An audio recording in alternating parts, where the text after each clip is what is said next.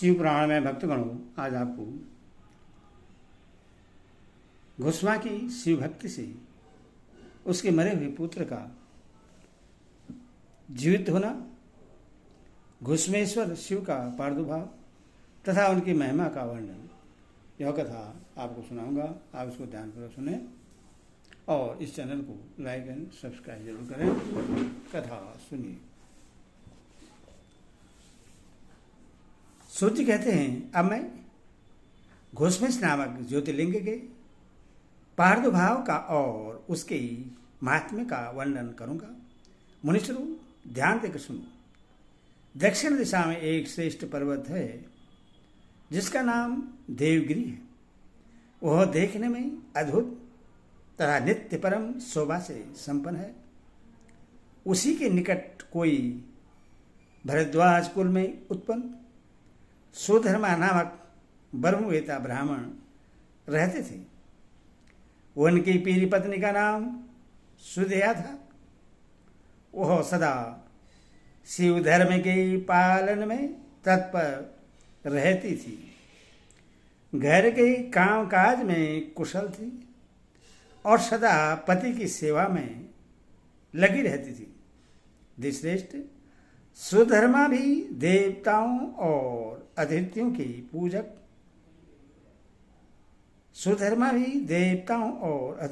पूजक थे। वे वेदवर्णित मार्ग पर चलते और नित्य अग्निहोत्र किया करते थे। तीनों काल की संध्या करने से उनकी कांति सूर्य के समान उद्दीप्त थी।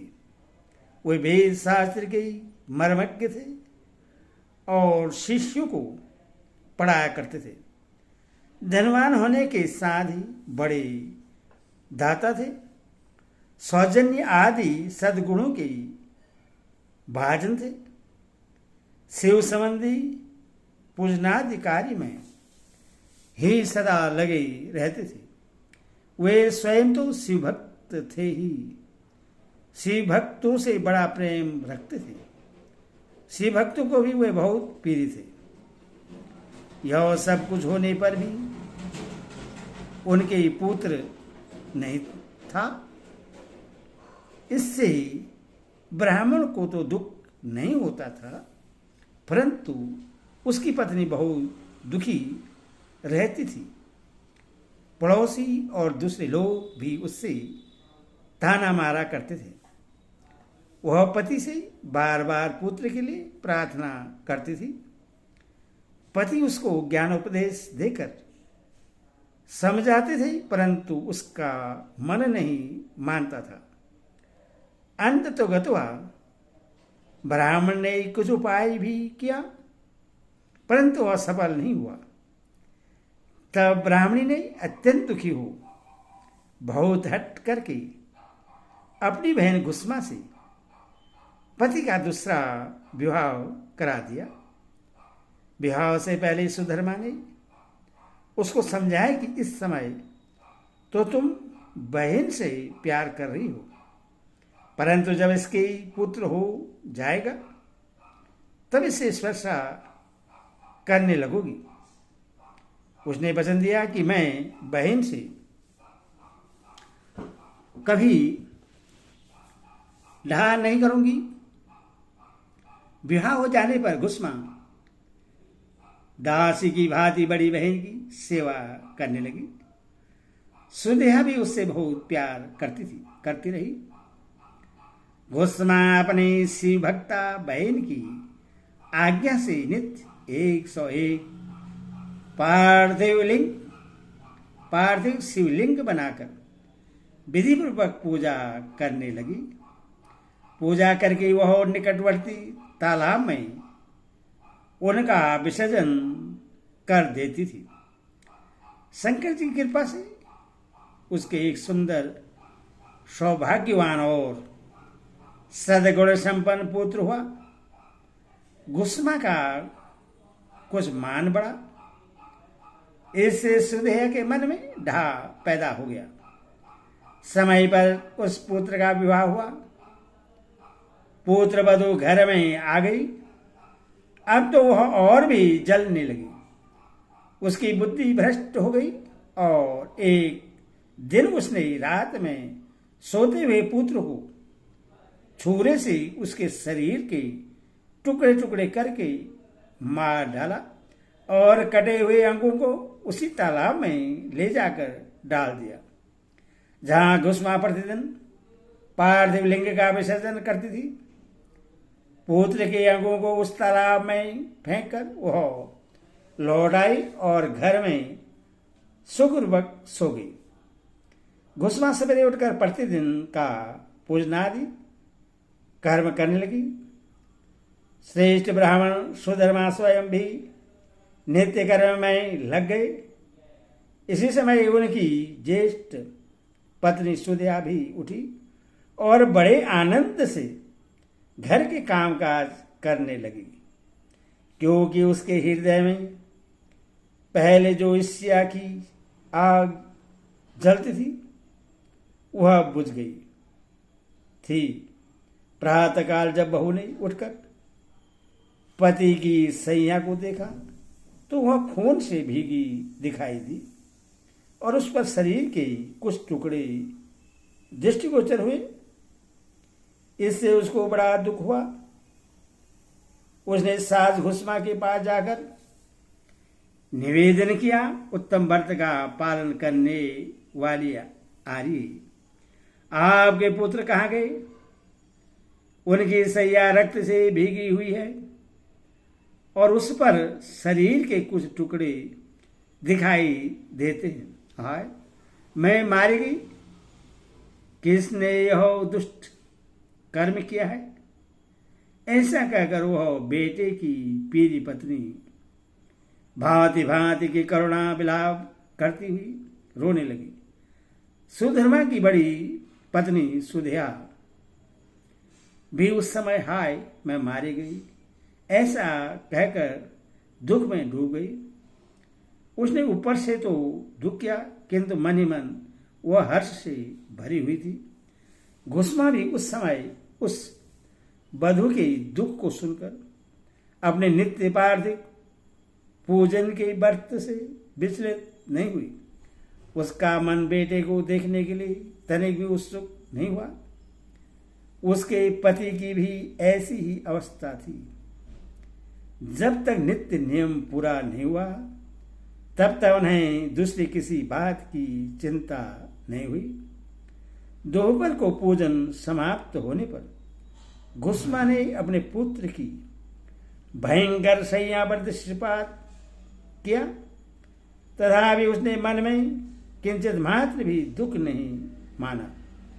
वह सोचने लगी, जिन्होंने यह बेटा दिया था वे ही इसकी रक्षा करेंगे। वे भक्त पीर कहलाते हैं, काल के भी काल हैं और सत्पुरुषों के आश्रय हैं। एकमात्र वे प्रभु सर्वेश्वर शंभु ही हमारे रक्षक हैं।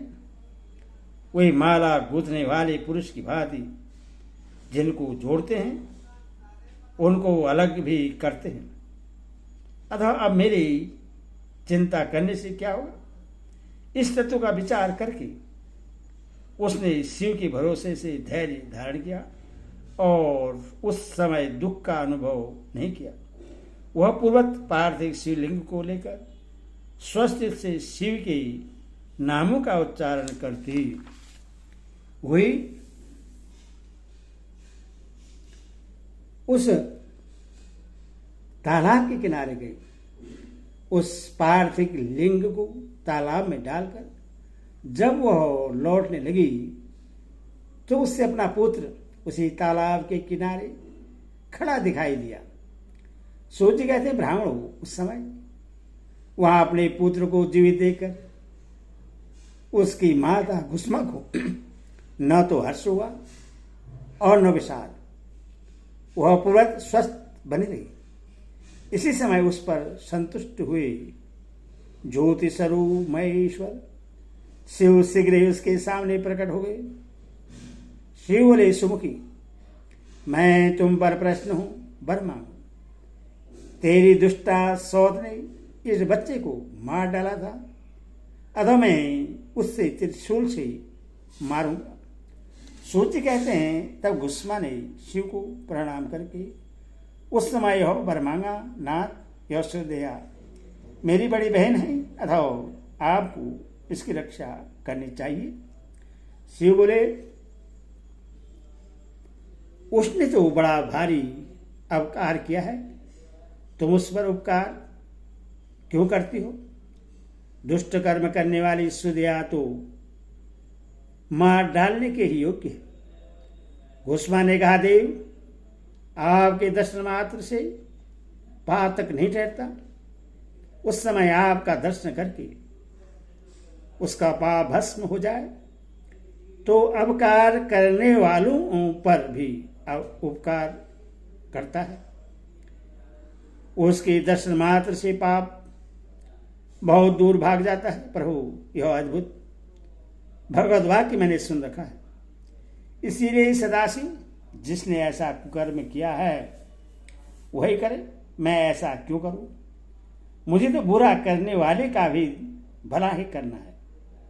सूर्य कहते हैं, गुस्सा के ऐसा कहने पर दया सिंधु भक्त वत्सल महेश्वर और भी प्रश्न हुए तथा इस प्रकार बोले, घुस्मे तुम कोई और भी वर मांगो, मैं तुम्हारे लिए हितकर वचन, तुम्हारे लिए हितकर वर अवश्य दूंगा, क्योंकि तुम्हारी इस भक्ति से और विकार शून्य स्वभाव से मैं बहुत प्रश्न हूं।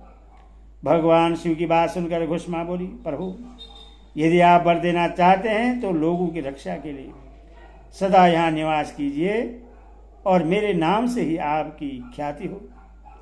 तब महेश्वर शिव ने अत्यंत प्रसन्न होकर कहा, मैं तुम्हारे ही नाम से घुस्मेश्वर कहलाता हुआ सदा यहाँ निवास करूंगा और सबके लिए सुखदायक होऊंगा। मेरा शुभ ज्योतिर्लिंग घुस्मेश नाम से प्रसिद्ध हो। यह सरोवर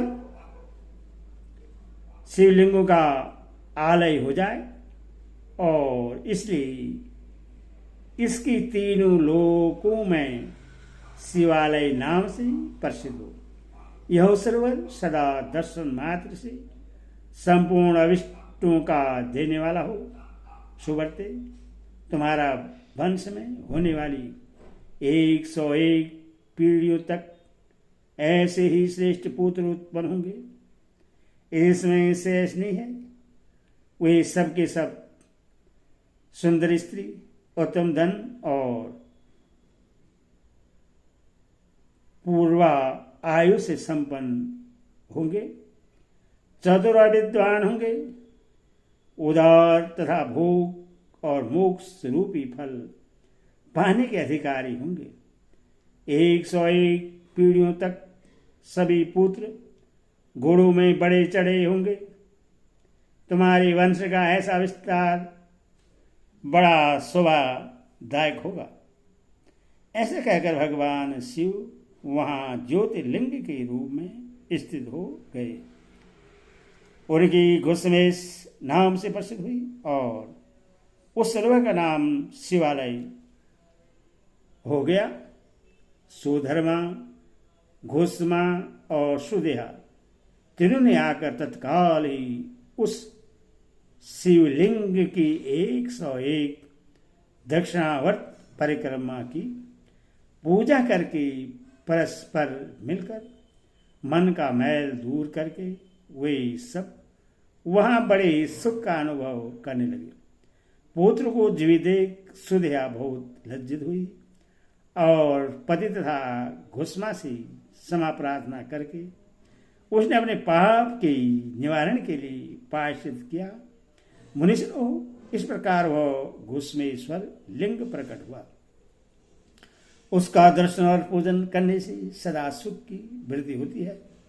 ब्राह्मणों, इस तरह मैंने तुमसे 12 ज्योतिर्लिंग की महिमा बतलाई। ये सभी लिंग संपूर्ण कामनाओं के पूरक तथा भोग और मोक्ष देने वाले हैं। जो उन ज्योतिर्लिंग की कथा को पढ़ता और सुनता है वह सब पापों से मुक्त हो जाता है तथा भोग और मोक्ष पाता है। 12 ज्योतिर्लिंग की महात्म्य की समाज। ओम नमः शिवाय।